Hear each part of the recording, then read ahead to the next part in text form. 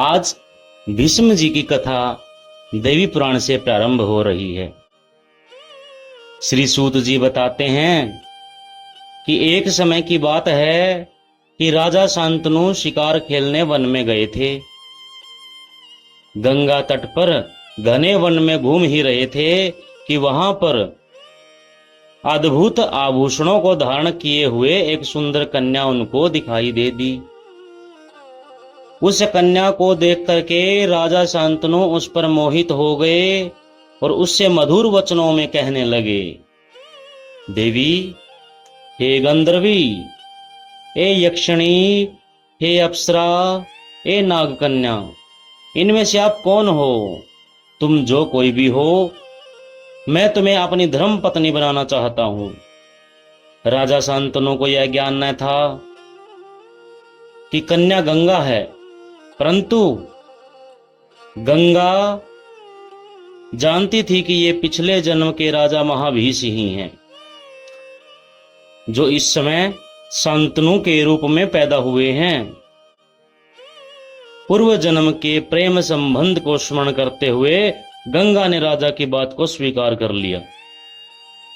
साथ ही हंस करके उनने कहा कि महाराज, पहले तो आप वचनबद्ध हो जाओ, तब मैं आपको पति बना सकती हूं।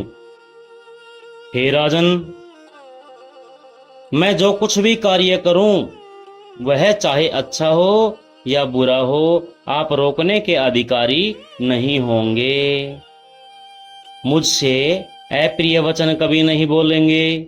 जिस दिन आप मेरी बात ठुकरा देंगे, उसी समय मैं आपको छोड़ करके जहां चाहूंगी वहां मैं चली जाऊंगी। वसुगुण अपनी गंगा से अपने जन्म लेने की बात प्रार्थना पूर्वक स्वीकार कर चुके थे। अब महाभीष का पूर्व प्रेम भी उन्हें याद था। इन बातों को ध्यान में रखते हुए गंगा ने यह योजना बनाई कि शांतनु ने कहा कि मुझे तुम्हारी ये बातें सब स्वीकार हैं, तो राजा के हां करने पर गंगा जी शांतनु की पत्नी बन गई। राजा शांतनु के संयोग से दिव्य गंगा को गर्भ ठहर गया। उनसे पुत्र के रूप में वसु की उत्पत्ति हुई और गंगा ने उस बालक को उत्पन्न होते ही गंगा जी में बहा दिया।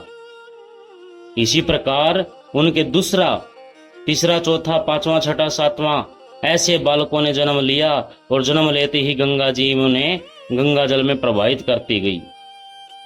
इस पर राजा शांतनु को बड़ी चिंता हुई। वे यह सोचने पर मजबूर हो गए कि इस संसार में मेरा वंश कैसे चलेगा। यह स्त्री तो पाप का साकार विग्रह है। तभी तो इसने अपने 7 पुत्रों को गंगा में बहा दिया, थोड़ा सा भी हिचक नहीं की। मैं इसे मना करता हूं तो यह निश्चय ही मुझे छोड़कर चली जाएगी। अब वंश की रक्षा के हेतु यत्न करना भी मेरे लिए आवश्यक है। इसके पश्चात 8वां पुत्र धऊ के नामक वसु गंगा के उदर में आया और जिसने स्त्री के वशीभूत होकर के मुनिवर वशिष्ठ जी की नंदनी गाय को चुराया था। उसे देखकर राजा शांतनु गंगा के पैरों में गिर करके बोले कि हे गंगे, इस समय तुमसे मेरी यही प्रार्थना है कि तुम गंगा में विसर्जित ना करो। तुमने मेरे 7 पुत्र तो मार डाले, लेकिन 8वें पुत्र को तो जीवन दान दे दो। राजा की यूं कहने पर गंगा ने कहा कि राजन, इस बालक को तो जीवित रखने की मेरी भी इच्छा है, परंतु आपने जो प्रण किया था वह टूट गया। मैं अब यहां नहीं रह सकूंगी। आप निश्चय से जान ले कि मैं गंगा हूं। देवताओं का कार्य संपन्न करने के लिए मैं यहां आई हूं। गांगेय नाम से विख्यात यह बालक सबसे अधिक शक्तिशाली होगा। आज तो मैं इसे वहीं ले जाती हूं जहां मैंने अपने पति स्वीकार किया था। पालन पोषण के पश्चात यह जब बड़ा हो जाएगा तब इसको मैं आपको लौटा दूंगी। अब यह कह करके अपने बच्चे को साथ में लेकर के गंगा अंतर ध्यान हो गई।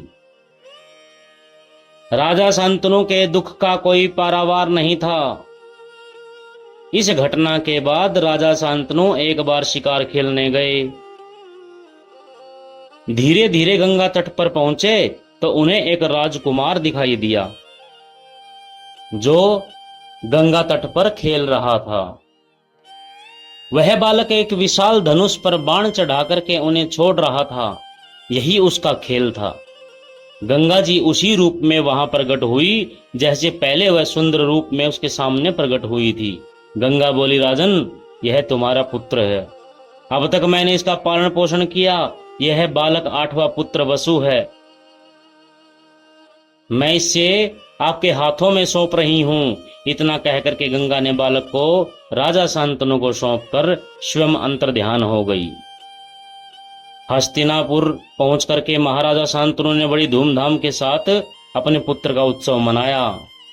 सूत जी ने कहा, हे ऋषियों, भीष्म जी के जन्म पर गंगा जी की उत्पत्ति में जो कारण थे वह मैंने सब आपको बता दिए। तो इस प्रकार बंधुओं, देवी महापुराण के अंतर्गत ये भीष्म की कथा थी। महाराज भीष्म जी का किस प्रकार से प्राकट्य हुआ था, उनकी ये कथा थी। तो आप सबने इसको श्रवण किया। आप सभी को जय माता की।